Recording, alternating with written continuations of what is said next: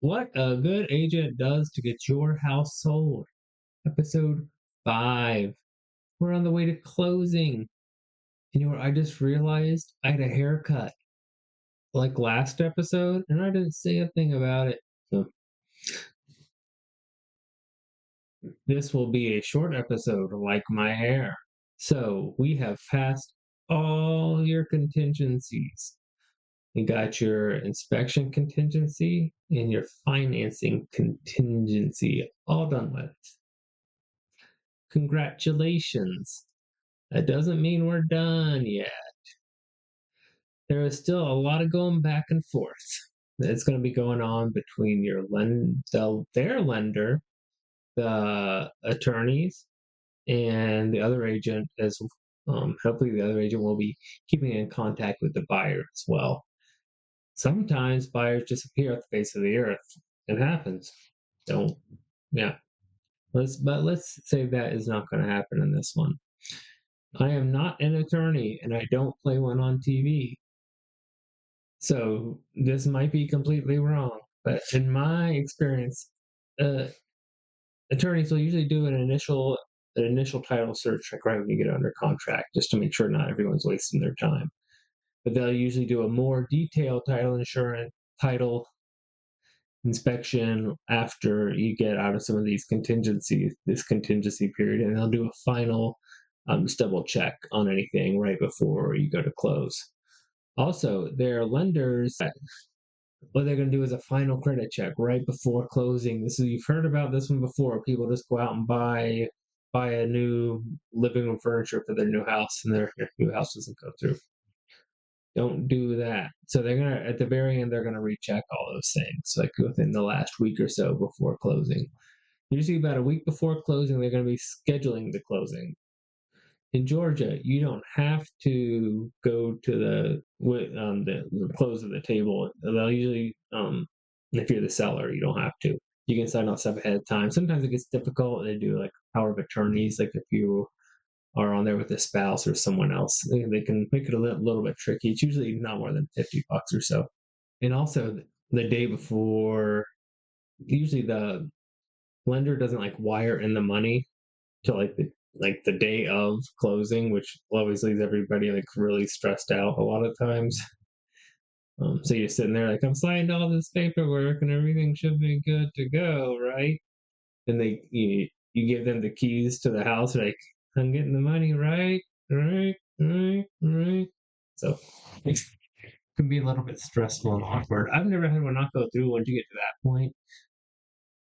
But yeah, I've woken up and fully intending to go to a closing that day, and the agent calls me and tells me they haven't heard from their client in 3 days, and they didn't know what to do except for apologize. So let's see what's next. I think I've mentioned this before that the attorney doesn't work for the buyer or the seller; they work for the lender. Keeping that in mind, when y'all did those agreements, what you wanted repaired, etc., the lender wants to make sure that those repairs were done. But you're gonna want to do. You're gonna have to have all those receipts for all the work done that you had it done, and so they send it, and that'll be part of the closing documents and all that. And yeah, so if you get the file and the closing the last week, all that stuff kind of gone crazy. Everyone's got their nerves going.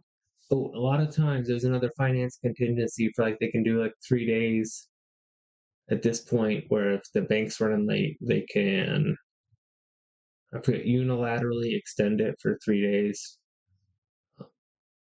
if they're having a problem getting the lending through. So that sometimes happens, especially with commercial lenders, or if you're doing like HUD or some of the longer government-backed loans. They're going to take a lot longer as well. So those things come up, and there's nothing you can do about it. 72 hours, you just gotta sit there and wait and wait and wait and wait. So yeah, so I hope I've given you a pretty good overview of what an agent really does. Now, I hope I said this before, that my intention wasn't to convince you to use an agent. It's more to what you should expect from an agent and what you should expect to do for yourself if you wanted to represent yourself. I'm going to give you some tips. If you go for a full service agent, go for quality over price. If you're going to pay the 3%, there's a lot of good agents that you can get for that'll work for 3%.